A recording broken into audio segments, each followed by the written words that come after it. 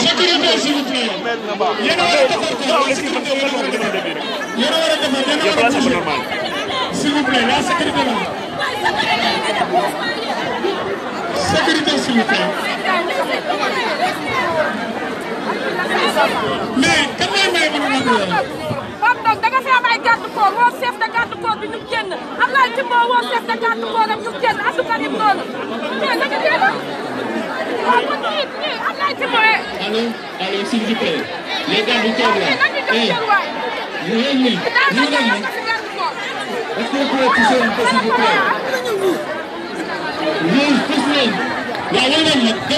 s'il vous plaît sortez d'ici un peu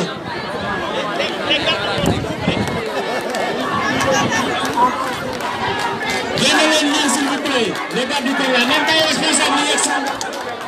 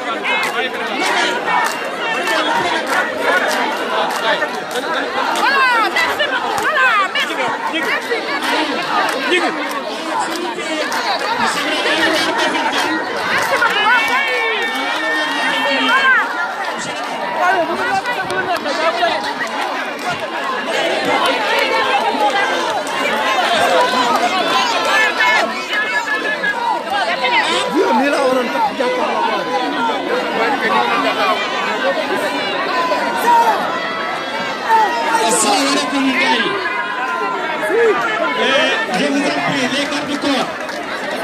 Garde du corps yi nga xamante ne ñoom ñoo fi nekk s'il vous plaît. Yéen ñëpp mën ngeen dem ci ginnaaw. Mën ngeen nekk ci ginnaaw. Yéen ñëpp mën ngeen dem ci ginnaaw. S'il vous plaît. Garde du corps yi nga xamante ne ñoom ñoo ànd ak responsable yi ku ci nekk. Demal ci ginnaaw. On n'a pas besoin d'être gardé, nous sommes en alliance pour la République. Soxlawuñu garde corps tey waaye garde corps yi mën nañ dem def seen tour ci ginnaaw def seen tour bi ci ginnaaw xalaat nag képp koo xamante ne war naa mën a ñëw yàq lu mel nii kon ñëpp garde corps yëpp nañ dem def seen tour ci ginnaaw s'il vous plaît.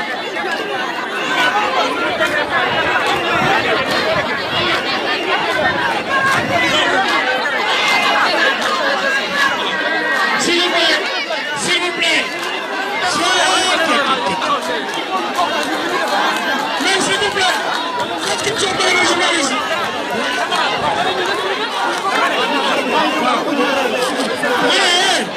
S'il vous plaît, toog leen les journalistes. Les journalistes, toog leen.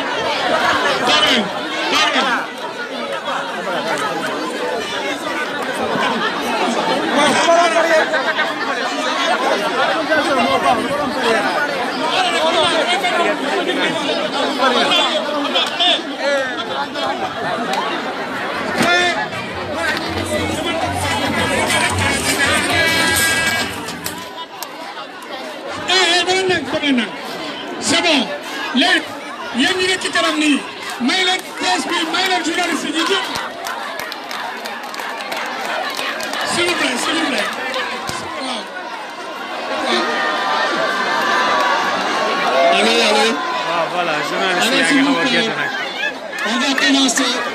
commencer par la lecture de la déclaration.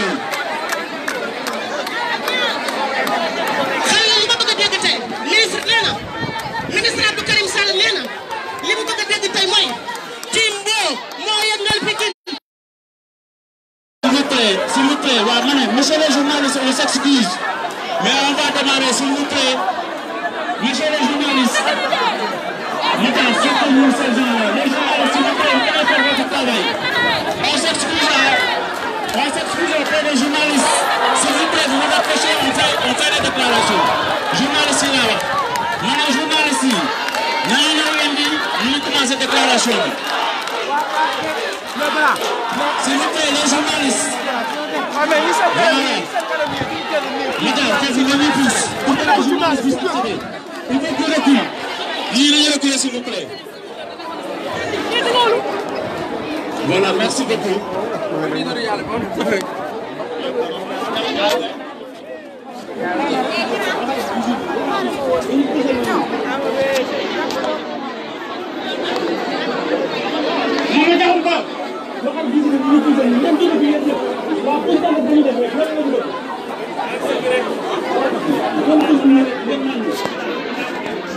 Voilà, merci beaucoup.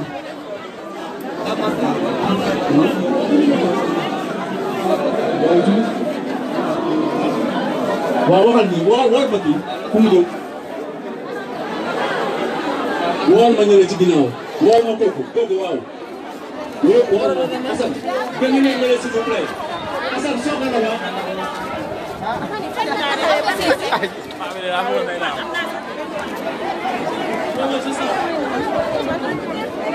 mais noonu la ñu wax oui c'est vrai waxal kooku mu génn waaw c'est ça.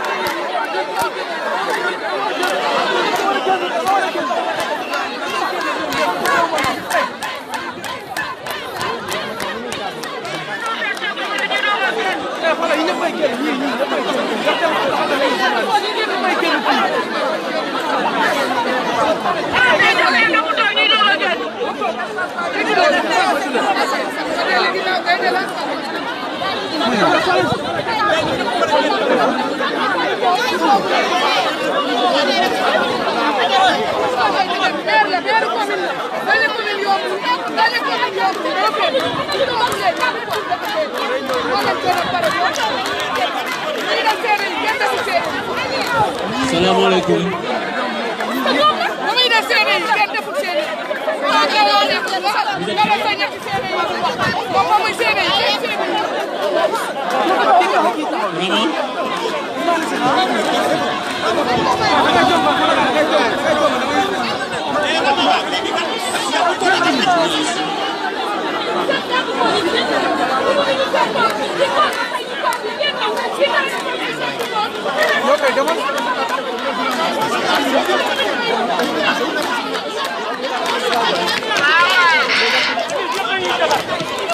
Kamu carte na dégagé wu fii kamu carte presse dégage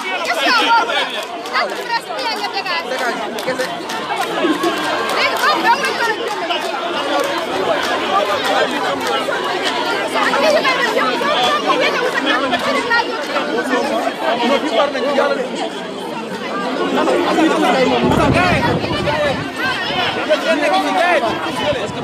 Journaliste, est-ce que les journalistes ont terminé?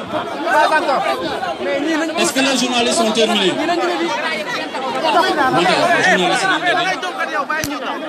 Les caméramans là.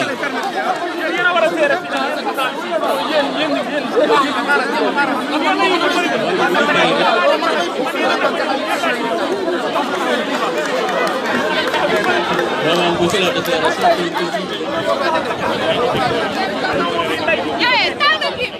Oui, c'est ça. Après la déclaration, il y a des pistes de parole. Salam alaikum. Nous allons donner la parole au coordinateur coordinateur départemental, monsieur le maire Abdoulaye Timbo, qui va lire, s'il vous plaît, qui va lire la déclaration du département de Pikine. À la suite du maire, le ministre Abdou Karim Sall fera une déclaration. Après le ministre Abdou Karim Sall, ce sera monsieur le maire TCA, ministre Tangor Guindong, qui va parler au nom des élus, au nom de tous les responsables. Et après, à la suite de ça, ce sera l'honorable député, le président des femmes, qui va parler au nom des femmes. Donc voilà, je crois qu'on va avancer aujourd'hui la prise de parole. Sans plus tarder, nous allons laisser au coordinateur départemental, monsieur le maire Abdoulaye Timbo, la parole pour la déclaration. Merci beaucoup. Salam alaikum. Mesdames, messieurs les journalistes, messieurs les responsables du département de Pikine, en vos rangs et qualités, messieurs les coordonnateurs des 16 communes du département de Pikine, messieurs les membres de la coalition Benno Bokk Yakaar du département de Pikine, mesdames, messieurs les jeunes de la région du département de Pikine, mesdames, messieurs, je m'en vais faire la lecture de la déclaration de la coordination départementale de Benno Bokk Yakaar de Pikine.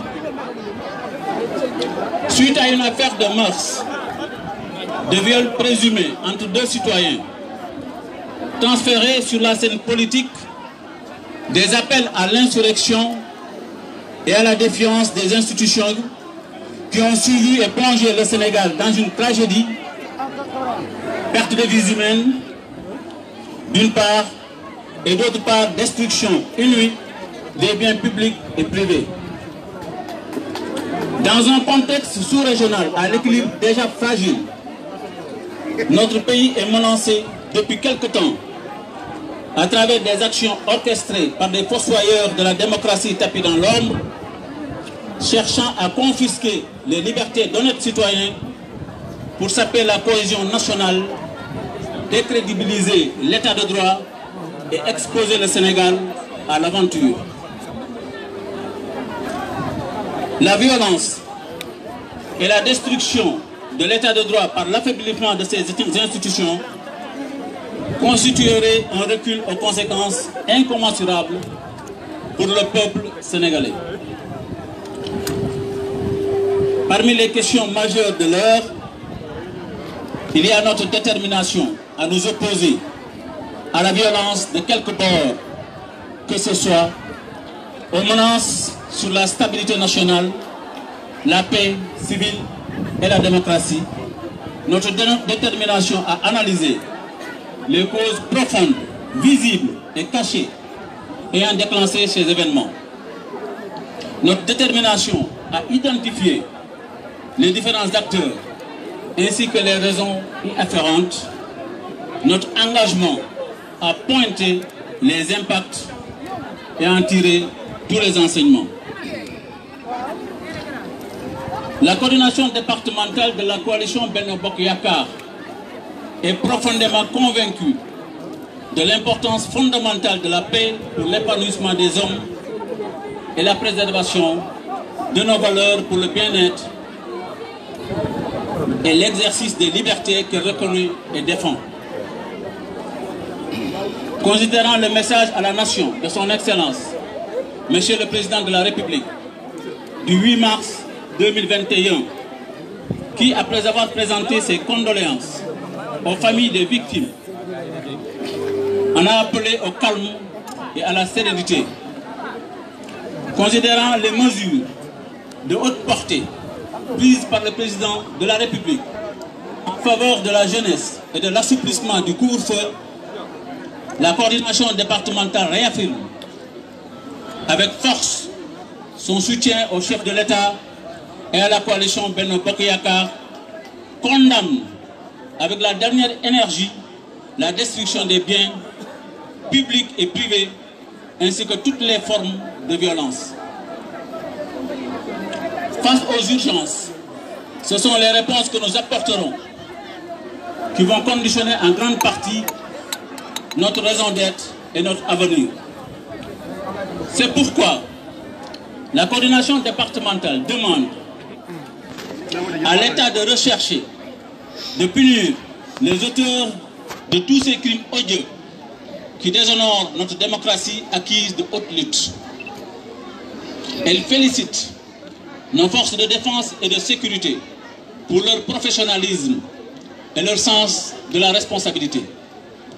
Elle félicite aussi les chefs religieux et coutumiers qui ont facilité le retour à la vie normale et lance un appel pressant aux militantes et militants de la coalition de Benno Bokk Yakaar pour le renforcement de la cohésion et de l'unité, afin de construire une stratégie de lutte contre tous ceux qui tentent de saper l'intégrité du territoire national, de quelque bord d'où qu'ils viennent.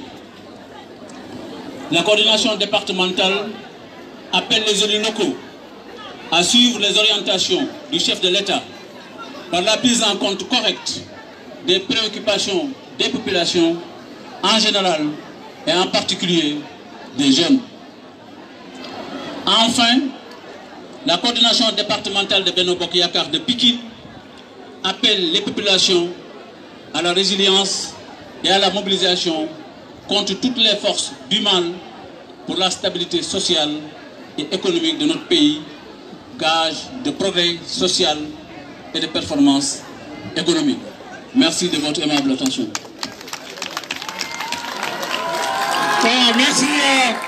Merci monsieur le maire, coordinateur de Benno du département de Pikine. On nous demande un peu, les journalistes disent que s'il faut parler en wolof, voilà, on attend que le ministre. Maintenant, nous allons donner la parole au ministre coordinateur des cadres de Benno Bokk Yakaar du département de Pikine, monsieur le ministre Abdou Karim Sall.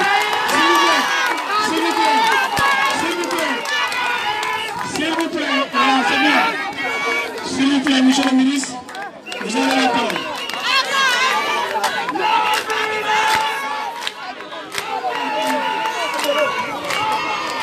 S'il vous plaît. Madame ministre, voilà.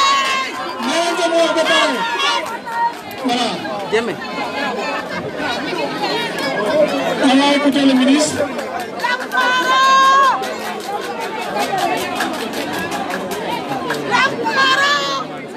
أعوذ بالله من الشيطان الرجيم بسم الله الرحمن الرحيم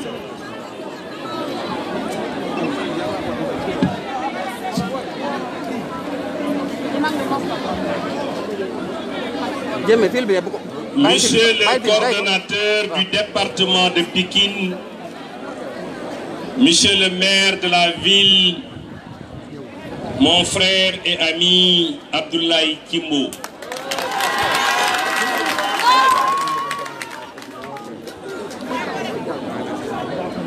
Monsieur le président du conseil d'administration de Sen'Eau, par ailleurs maire de Pikine Ouest, mon jeune frère Pape Gorgui Ndong, Madame l'honorable députée, deuxième questeur à l'Assemblée nationale, Madame Awa Niang, honorable député, membre du Haut Conseil des collectivités territoriales et membre du Conseil économique, social et environnemental.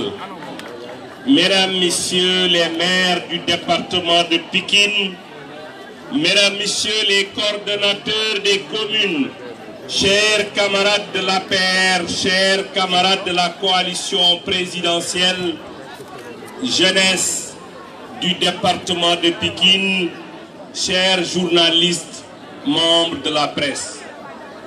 Je voudrais, à l'entame de mon propos, m'incliner très pieusement devant la mémoire de ceux qui ont disparu et présenter mes condoléances les plus émues à leur famille. Nous avons tous suivi avec stupéfaction les événements post-plainte de Adji Sarr contre le leader du PASTEF, Ousmane Sonko. Nous avons également écouté Son Excellence, M. Macky Sall, président de la République, s'adressant au peuple sénégalais. Nous avons, à cette occasion, eu droit à un discours de responsable et d'apaisement. En revanche, malgré ce discours salué par tous les Sénégalais et contre toute attente, au lieu de raser les murs compte tenu de la gravité du crime qu'on l'accuse, Ousmane Sonko se permet de se pavaner dans les rues de Dakar comme pour exhiber son trophée de 11 morts suite à son appel à la résistance et à l'insurrection. Il multiplie les visites, tenez-vous bien, même dans les locaux des organes de presse dont lui-même a commandité le saccage. Dans le même sillage, M. Sonko nous apprend qu'il a taillé, nous avons appris que M. Sonko a taillé une bavette avec le guide religieux Ahmed Khalifa Niasse, que lui-même s'est permis d'insulter publiquement et copieusement de sa propre bouche après l'avoir traîné dans les caniveaux. Eh bien, c'est ça du Sonko, avec sa capacité extraordinaire de changer de discours et de changer de discours et de comportement en un temps record. Dans son projet de destruction massive, comme pour dire aux Sénégalais qu'il ne regrette rien de ce qui s'est passé, dont il est le seul et unique responsable, il nous annonce que la deuxième date va être très meurtrière.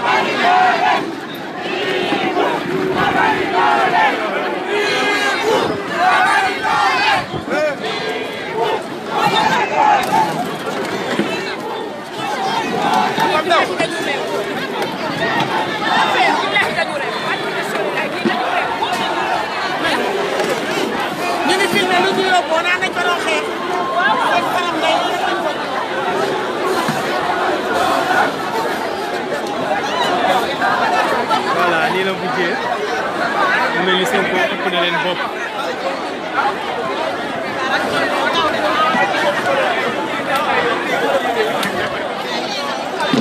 Nii la direct bi mujjee.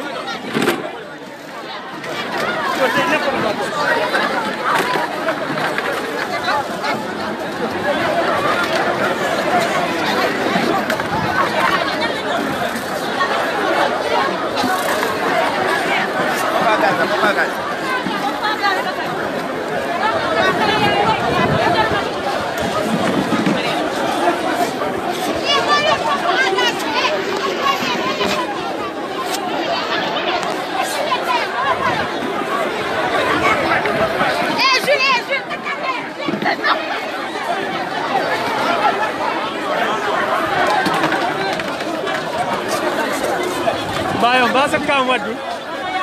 Basa kam waddu.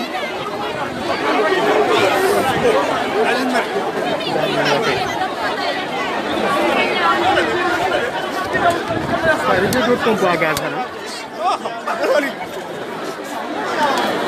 Ya ngi de fi la mujjé quoi. Donc voilà, waa affaire la yéen Hein? waa affaire la. Ya ngi Ñoom seen li biir Sonko quoi, leen ñoom seen xawa biir nga def yi. daa mel ni Sonko da leen xaw a ëpp bopp de. ñoom seen biir ñooy def yi quoi waa APR. Ami Faye xanaa moom mooy Ami Faye moo dañ kumpa.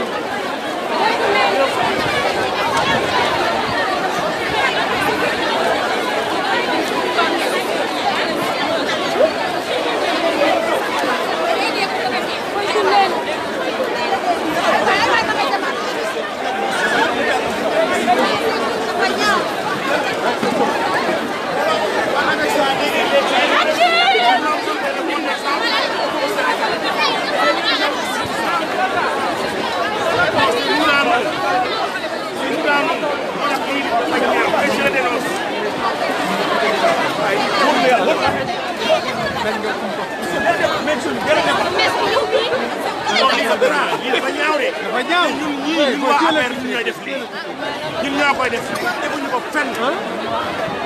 leader yi si boppam seen militant ñoom ñoo doon militant dafay ñoom ñooy xeex seen biir ñoom yaa ngi gis siège ni muy tawee.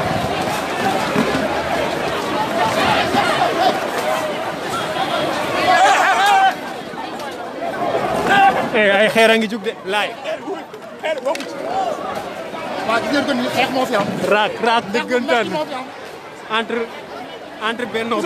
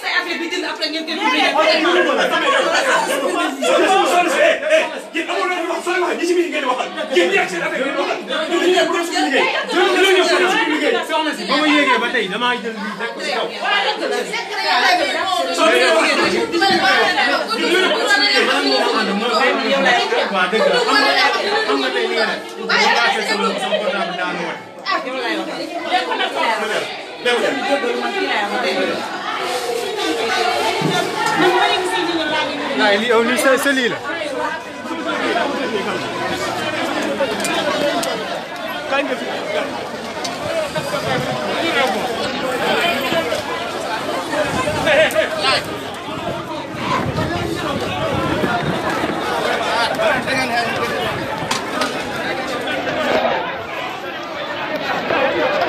affaire yaa ngi nii la mujjee.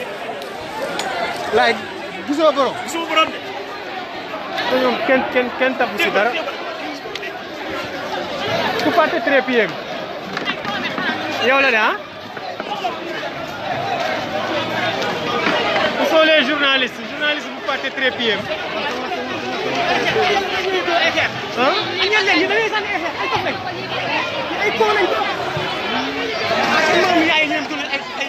ay di leen daaneel si ay chaise bi quoi. mbir yaa ngi ah. mbir yi nii la mujjee. trépied bi borom de ndeysaan ay waay.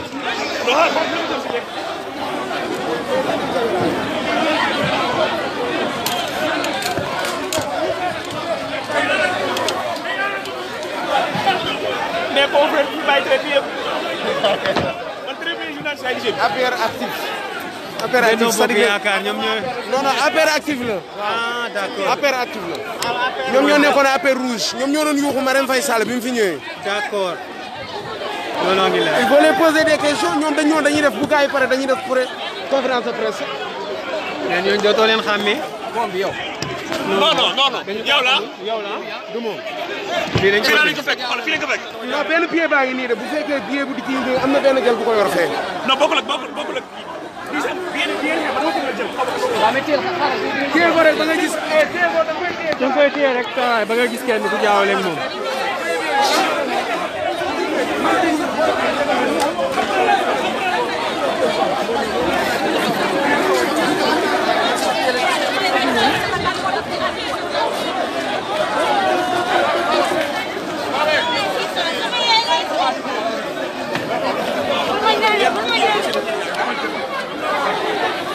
mana kau jadi mana? Jalan tu dekat sana. Hari macam le dekat material. Jadi sini mungkin. Gaya yang ini di luar.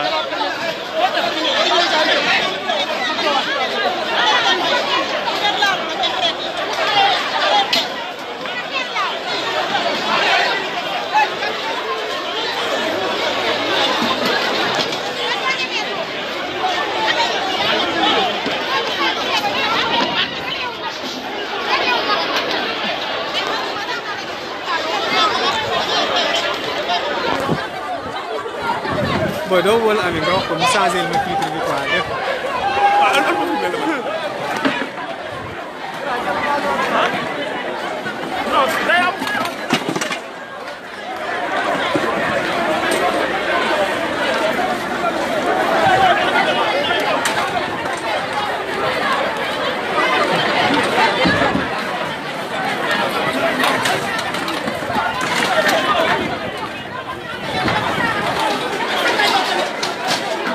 Vai você vai bater. Vai. Ele vai dizer do.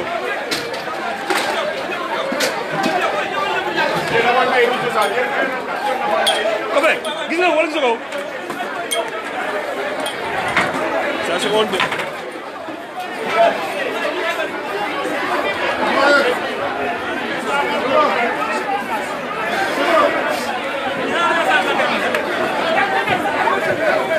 Sudah komplain tuh.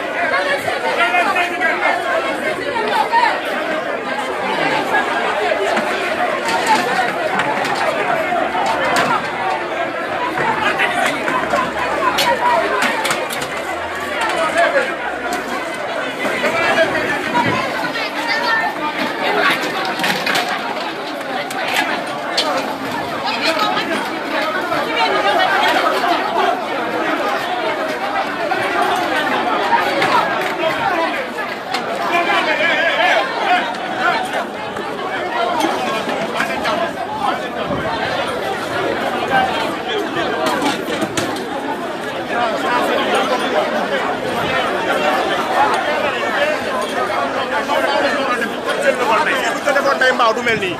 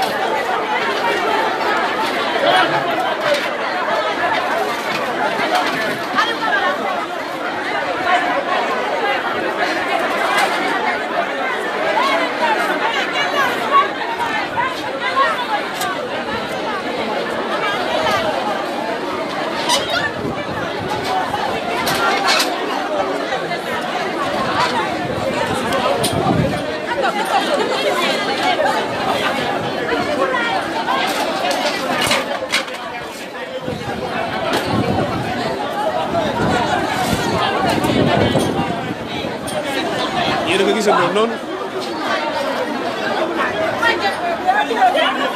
jarul sëgg yaa ngi ci biir bu yàgg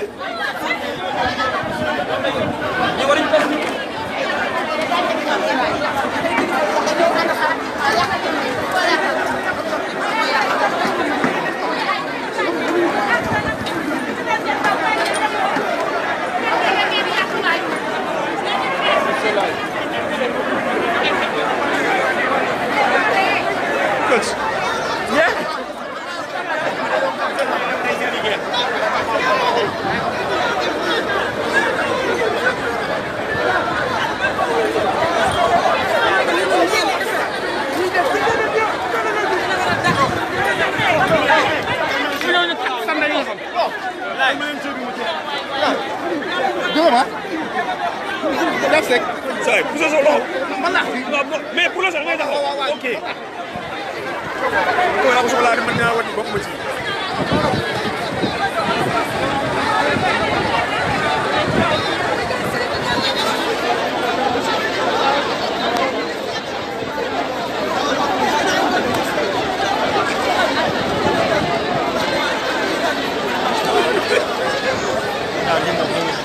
Ah oui.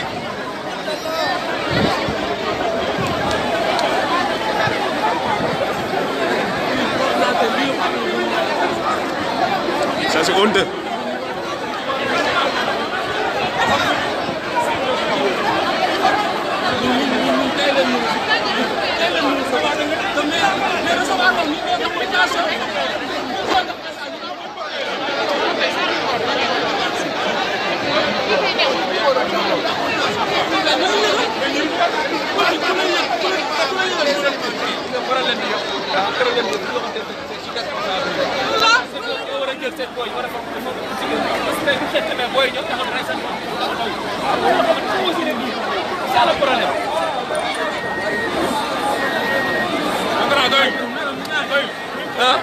Non doyewul yéen a yàq suñu matériel gannaaw ñu bàyyi ñu jël wala ñu ko dem leen fa la ngeen xool ñaar matériel journaliste ñu fa yàq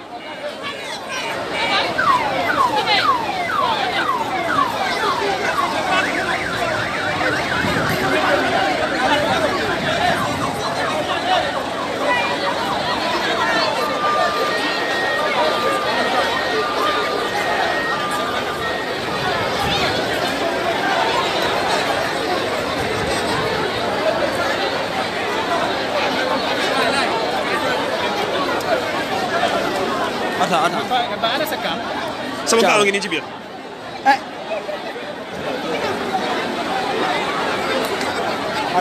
waa sëñ ñu ngi def deux ce gars il n'est pas sérieux quoi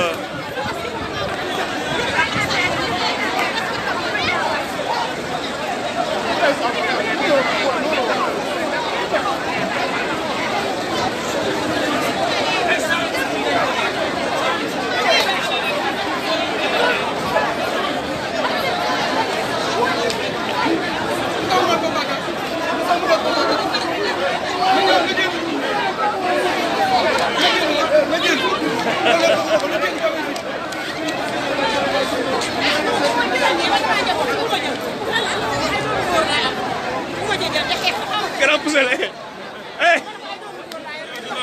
Oui, ada masa borong bokk yang boleh video. Merci, déclaration. Ay ñi ngi. Gaay ñu ngi jaar fee de. Gaay ñu ngi jëlaat fële mais ba tey juste. Dama nga xoolaat.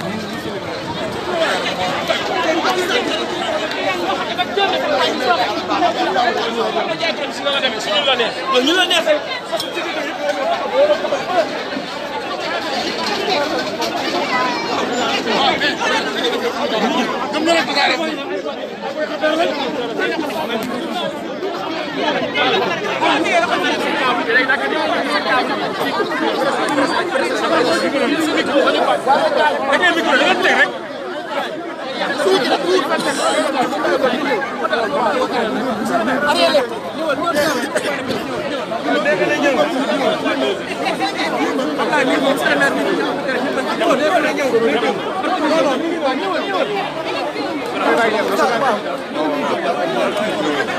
ñaay ka taxaw ñu jël ci dëkk boy do ta baaxu boy nga fekk ma fi dafa taxaw baaxu damay fekk ma taxaw xam nga fekk taxaw sax ma taxaw na taxaw baaxu way man ni la amoon ni xaram dara bo ñëwé kay ak Ali ñaan kan Ali ngi sax Ali bu la la xaram no fokk rek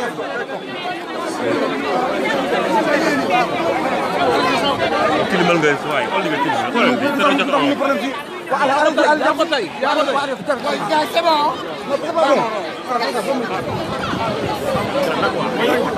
Grand da ngay filmer si ma génne cam bi mooy loolu quoi non non ñu dañuy mën naa taxaw di ko filmer yow yaay filmer dañuy filmer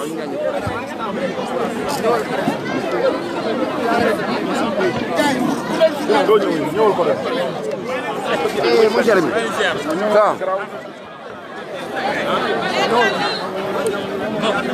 non damay kii waaw fara bi rek laa mu nga jël fara bi kii dem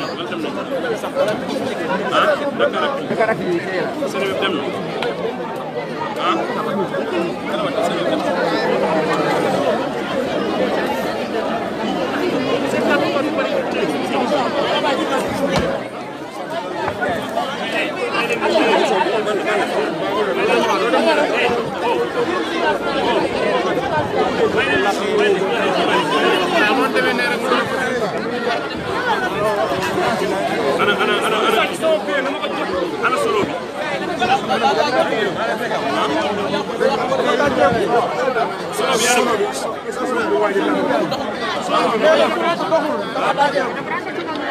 dañ ko yàq wala waa ji dañ ko dugal ci biir non dindi na ay kii yoom xaw ma nag non xaaral fii la xaaral bu fekkee micro bi mën na ñëw ma jënd micro bi xaaral ma xool ñu taal ci biir mën na baal kenn ma baal ma as grand baal mu demal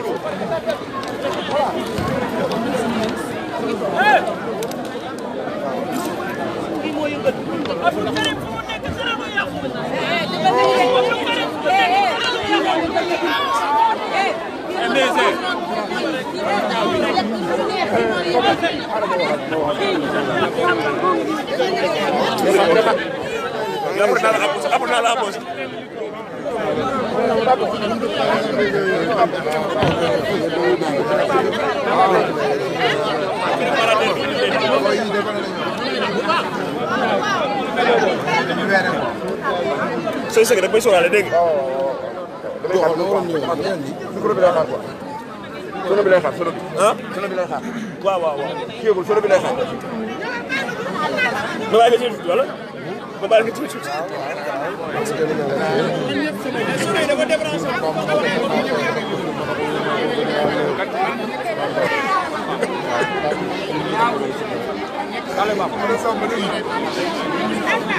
ku nekkul journaliste bu mu jël de ku nekkul journaliste bu mu jël am sonorisation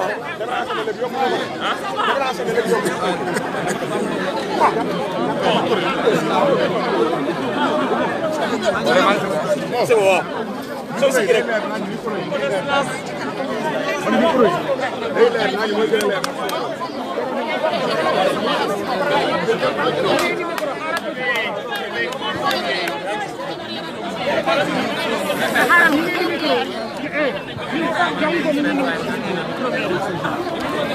micro bi mu ngi ñëw bu commencé rek remercié ko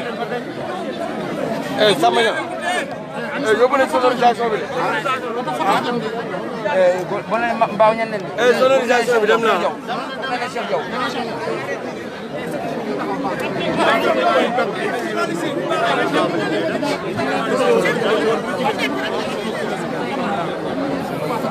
allo allo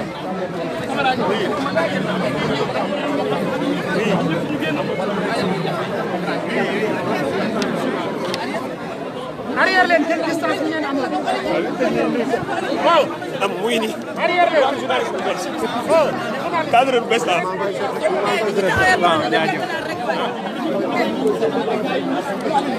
tey image nii laa koy amee ni ñi laa mën a taxaw image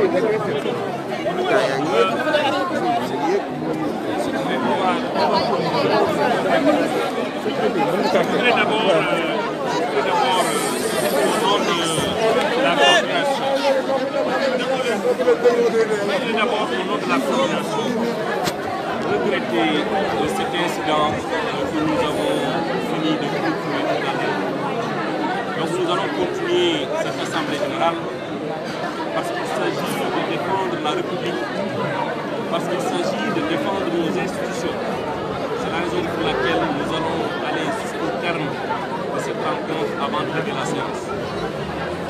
Je disais que nous avons suivi avec stupéfaction les événements post-plainte de Adji Sarr contre le leader de PASTEF, Ousmane Sonko. Nous avons également écouté son Excellence M. Macky Sall, président de la République, s'adressant au peuple sénégalais. Nous avons à cette occasion eu droit à un discours responsable et d'apaisement.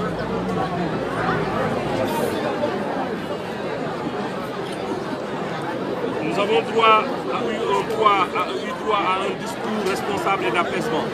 En revanche, malgré ce discours salué par tous les Sénégalais et contre toute attente, au lieu de raser les murs, compte tenu de la gravité du crime qu'on l'accuse, Ousmane Sonko se permet de se pavaner dans les rues de Dakar comme pour exhiber son trophée de 11 morts suite à son appel à la résistance et à l'insurrection. Il multiplie les visites. Tenez-vous bien, même dans les locaux de l'organe de presse dont lui-même a commandité le saccage. Dans le même sillage, nous avons appris qu'il a taillé une bavette avec le guide religieux Cheikh Ahmed Tidiane, Ahmed Khalifa Niass, puis que lui-même s'est permis d'insulter publiquement et copieusement de sa propre bouche après l'avoir traîné dans les caniveaux. Eh bien, ça c'est du Sonko, avec sa capacité extraordinaire de changer de discours et de comportement en un temps record. Dans son projet de destruction massive, comme pour dire aux Sénégalais qu'il ne regrette rien de ce qui s'est passé, dont il est le seul et unique responsable, il nous annonce que la deuxième vague va être meurtrière. Nous voulons dire à Ousmane Sonko, que nous ne pouvons pas accepter. Le Sénégal n'acceptera pas, justement parce que ce n'est pas acceptable qu'à chaque fois qu'un avocat décide de défendre un autre Sénégalais, parce que n'étant pas convaincu qu'il est blanc comme neige, sa maison est saccagée pour brûler. Nous voulons dire à Ousmane Sonko que nous ne pouvons pas accepter parce que ce n'est pas acceptable qu'à chaque fois qu'un groupe de presse n'est pas avec son avis dans les affaires qui l'opposent avec un autre citoyen, que ces locaux soient saccagés et les véhicules des journalistes brûlés. Nous voulons dire à Ousmane Sonko, que nous n'accepterons pas, parce que ce n'est pas acceptable qu'à chaque fois qu'une presse en ligne décide d'être à égale distance des partis dans l'affaire qui l'oppose à Adji Sarr, que ces journalistes fassent l'objet de menaces de mort et soient pourchassés comme des malpropres. Nous voulons dire à Ousmane Sonko que nous n'accepterons pas et que nous n'accepterons pas parce que ce n'est pas acceptable qu'à chaque fois qu'il n'a pas d'intérêt personnel dans un business, qu'il demande à ses partisans de mettre à genoux ce business. Nous voulons dire à Ousmane Sonko que nous n'accepterons pas et nous n'accepterons pas parce que ce n'est pas acceptable qu'à chaque fois qu'un honnête citoyen ne partage pas sa vision, que ses biens soient détruits, que sa maison soit saccagée et brûlée et qu'il fasse l'objet d'injures en longueur de journée dans les réseaux sociaux. Et enfin, nous ne pouvons pas accepter que des honnêtes citoyens continuent de vivre dans la terreur. Ousmane Sonko va nous imposer des forfaits. Sonko nous a dit dans une de ses déclarations que la peur a changé de camp. N'est-ce pas là un aveu de taille que la peur a au moins été dans son camp? Eh bien, je vous confirme que la peur est toujours dans son camp parce que notre ami a toutes les raisons d'avoir peur. Quand on vous accuse d'un crime aussi grave que le viol et que ce que vous avez comme ligne de défense et simplement de faire croire à un complot, c'est parce que vous avez perdu la sérénité et la lucidité. La peur est donc bien là où elle était. Dans le roman de Victor Hugo, Les Misérables, Jean Valjean vole l'argenterie de l'évêque Muriel en profitant de son sommeil calme et profond. Le sommeil calme et profond, celui des justes, Ousmane Sonko l'a perdu bien évidemment le soir de son dernier passage qui a soufflé le Sénégal. Le Sénégal et les Sénégalais attendent et attendront toujours les comptes et les décomptes des massages tant que la justice sénégalaise n'a pas donné son verdict. Je voudrais terminer par dire à Monsieur le Président de la République, son Excellence Macky Sall, que le département de Pikine renouvelle son engagement et sa fidélité aujourd'hui et pour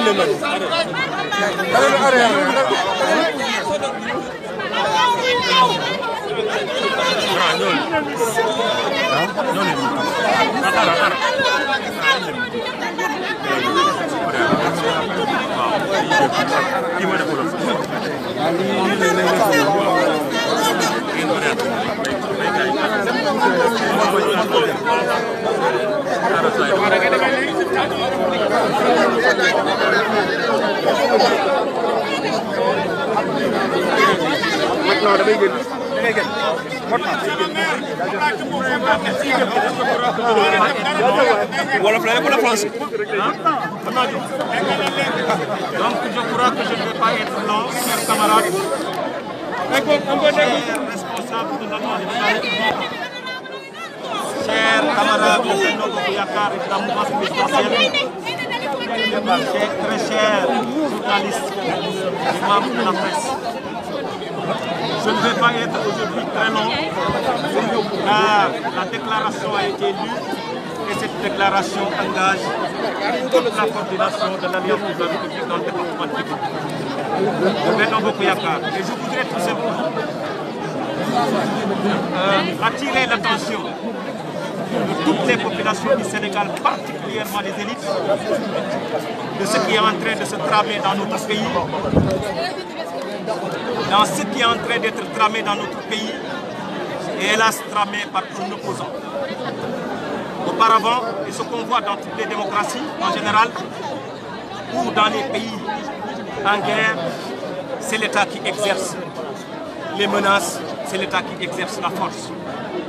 Aujourd'hui, on constate depuis un certain temps au Sénégal un opposant qui a bâti toute sa politique autour de ce que j'appelle les 3 M, le mensonge, la manipulation, les menaces. Mais force est de reconnaître qu'il faut ajouter à cette tablette de politique proposée le T qui va signifier la terreur. Mais où allons-nous dans notre pays? S'il s'agit d'un opposant qui exerce la terreur dans notre pays. Mais il faut oser le dire, un homme politique digne, c'est celui qui à chaque fois qu'il a maille avec la justice, qu'il daigne répondre à la justice dans le silence. C'est comme ça qu'un homme politique gagne en dignité. Et hélas, ce n'a pas été le cas d'une affaire privée. Ousmane Sonko a appelé à l'insurrection, a appelé à la résistance.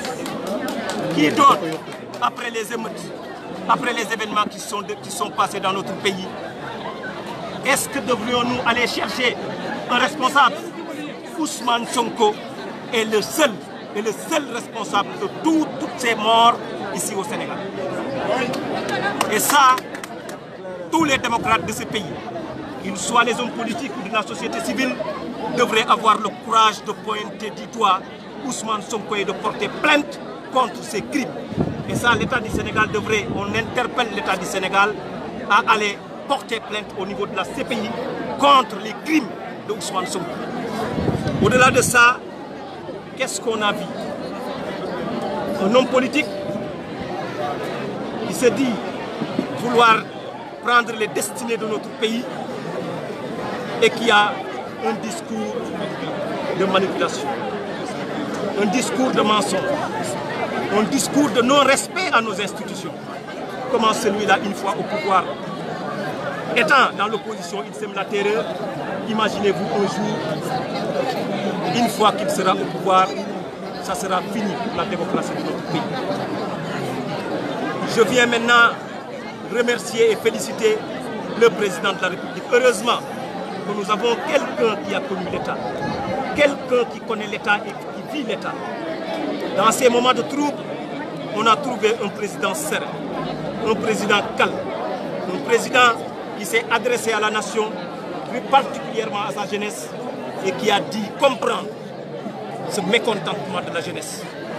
Il faut retourner en arrière pour savoir que Ousmane Sonko a profité de ce mécontentement de la jeunesse pour mettre le feu dans notre pays. C'est face à un État robuste, face à un État ancré dans les principes républicains que Ousmane Sonko est retourné en arrière pour nous annoncer une deuxième vague, une troisième vague.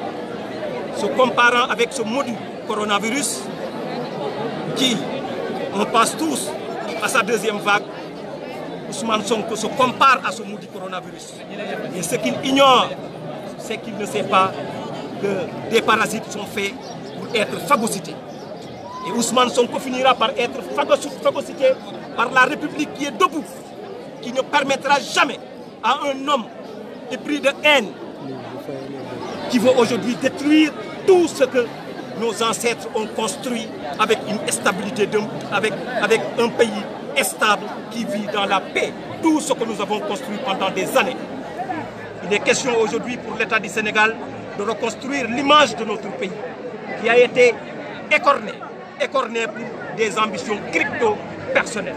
C'est l'heure de féliciter le chef de l'État et de lancer un appel au gouvernement du Sénégal d'accélérer la cadence par rapport à la prise en charge correcte des préoccupations des jeunes pour promouvoir véritablement un cadre d'épanouissement socio-économique pour cette vaillante jeunesse sénégalaise.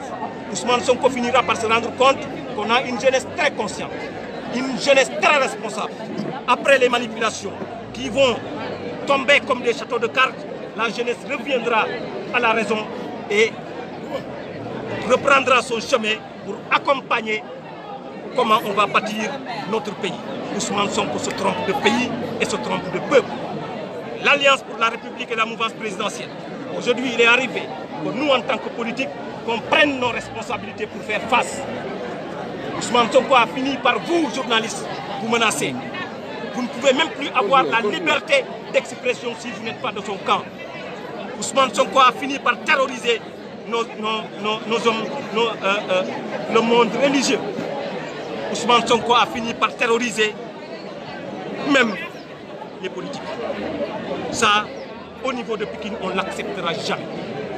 On n'acceptera que quelqu'un puisse être dans l'opposition et confisquer nos libertés. On ne l'acceptera pas et on fera face politiquement. L'État doit prendre ses responsabilités. Nous, politiques, nous prendrons nos responsabilités.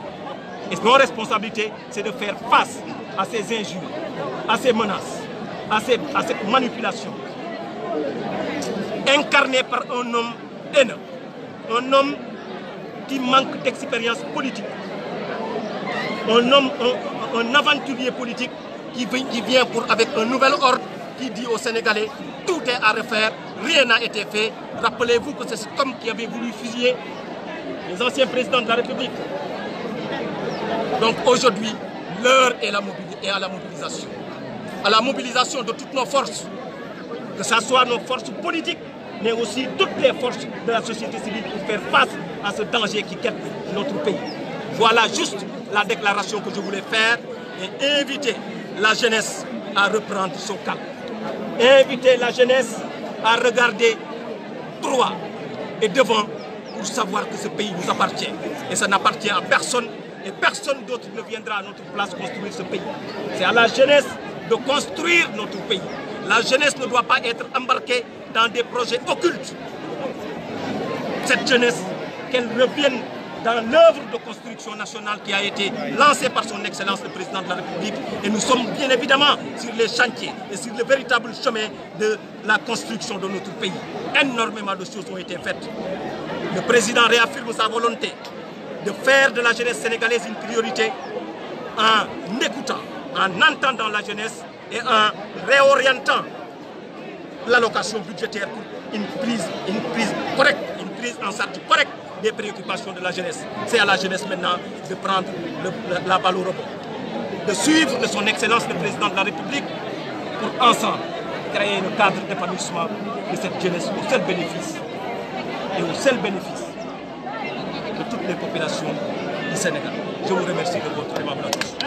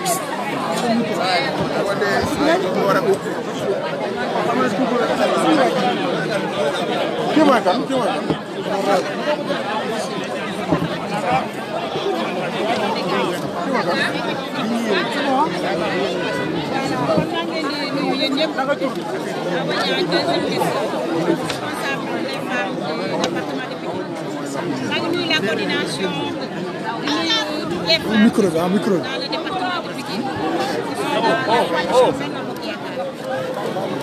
di rafetlu nag vraiment lii ñu def tey moom defe naa ne Pikine ñëw nañu muy si nañu ci li nga xam ne mooy une grande mobilisation li waral loolu nag mooy li nga xam ne depuis boobu ba léegi ñu ngi ciy wax te bu ñuy wax politique defe naa ne Pikine bu jëlul premier warul jël dara li ñuy wax ci Sénégal depuis boobu ba léegi mën nañ ci wax xam nañ liñ ciy wax waaye wax ci jotagul tey la ko yàlla dogal ñu def ko ay assemblée générale di wax ne li xew ñu ngi jaale képp koo xam ne rek ñàkk nga sa bakkan ci manifestation yi nga xam ne moo am ci fan yi ñu génn di masawu képp koo xam ne ñàkk nga ci sa alal di gërëm di félicité li nga xam ne ñooy force de l'ordre li nga xam ne tey maîtriser nañ situation ba ndax catastrophe bi ni ko gënoon a métti yàlla def ci suuf di remercier ñëpp koo xamante ne def nga ci médiation ba jàmm am ci Sénégal muy les familles religieuses ñu ngi leen di sant bu baax parce que nag li ñuy wax Sénégal réewum jàmm la Sénégal réewum teranga la kon nag loolu bu fekkente ne am nañu jàmm jooju médiation bi moo ko maye kilifa diina yi moo ko maye acteurs politiques yi moo ko maye société civile moo ko maye kon nag maa ngi sant ñu ngi sant yëpp ci turu coordination di sant jigéenu département Pikine képp koo xam ne élu nga képp koo xam ne name nga képp koo xam ne chargé de mission képp koo xam ne responsable de femme képp koo xam ne jigéen nga nekk ci coordination Benno Bokk Yaakaar amal nañ la jaajëf ndax boobu ba léegi gis nañ seen taxawaay ci ginnaaw président Macky Sall ci kanamu président Macky Sall ci wetu président Macky Sall ndax boobu ba léegi gis nañu effort yi nga xam ne président moom lay def ci Sénégal waaye rawatina jigéen ñi waaye rawatina ndaw di wax nag li xew kenn bu ñu teewee seen Ousmane Sonko su ñu ñàkkee alal la seen Ousmane Sonko lépp lu fi am tey moom mooy le principal responsable bu ma ko defee ndax affaire boo xam ne du affaire politique